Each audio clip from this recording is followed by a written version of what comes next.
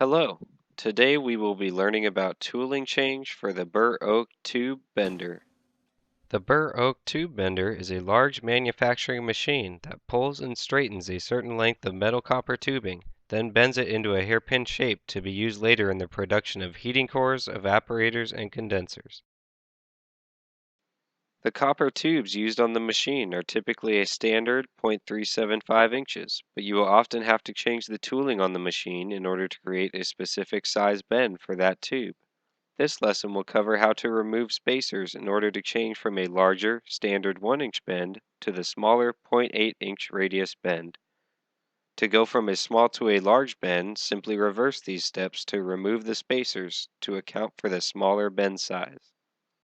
Before we begin, make sure you are wearing hearing and eye protection and the machine is turned off, and then continue with the tooling change. In order to correctly identify which size bend is needed for that work order, refer to the routing slip for that part. If the size of the bend is not on the routing slip, it is best to refer to the blueprint, as shown here, for the size of the bend you are making. Here are the most common part numbers for the tubes and their corresponding bend size. However, always refer back to the blueprint if you have any doubts. Depending on the length of tube you are bending, you may have to add the bracket leg and other catch pan sheet for longer tubes, or take them out for short tubes. These can be found on or near the machine. Red Dot uses different length boom fixtures to guide the hairpin tubes, so use the one that's smaller but closest to the length of tube you are bending. Loosen the screws on the block that holds the guide tubes and push them aside. Remove the fixture from the machine by loosening the set screws, then place the fixture to the side. Loosen and remove the clamp assembly and set this to the side, and then loosen the 4 bolts on the mandrel keeper as well as the wiper block. Then lift the retainer bar up. Remove the wiper block and clamp assembly using a set screw and separate them. Insert the 80 radius spacer all the way into the slot and snug tighten the mandrel keeper until it is secure.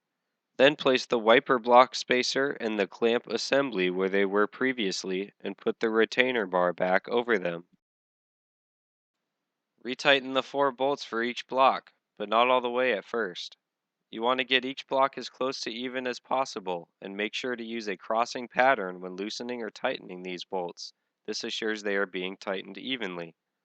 Once the blocks are even, power the machine, manually move the strip cart forward with the strip button, and fully tighten all bolts at this time. For tubes less than 12 inches, be sure to remove the spacer where the guide tubes are by bending the bend head with the bend button, loosening the 4 screws, and removing the spacer block. Also, remember to replace the threaded rod blocks which stop the rods from going too far in and bending the stripper rods. There is one on each side of the machine and both must be replaced or the stripper rods will be damaged. Here you can see the difference between the brackets, plus the spring that goes on the stripper rod. Lengthen the tube length on the bend side until the rods slide out of the brackets and you can remove the 2 screws. Place the other bracket in the same spot. It's easier if you set the screw back in the bracket beforehand. Once the bracket is secure, place the spring on the stripper rod. Move to the control panel and slowly reduce the tube length until you can line up the rods with the bracket hole. Then reduce it farther until it is close to the length you need to work with that part. Finish by hand tightening the nut to the spring. Now you can retract the strip cart using the strip return button. Place the 80 radius top clamp assembly where it was previously. Verify you are using the correct one for this bend size by checking the markings on the side, where the 0.375 inches is the tube diameter and the second number is the size of the bend. Then place the boom spacer in the slot under the previous boom fixture. Then place the new fixture on top of that. Retighten the fasteners until the fixture is secure. Remove the guide tubes on the fixture and replace any that are severely damaged.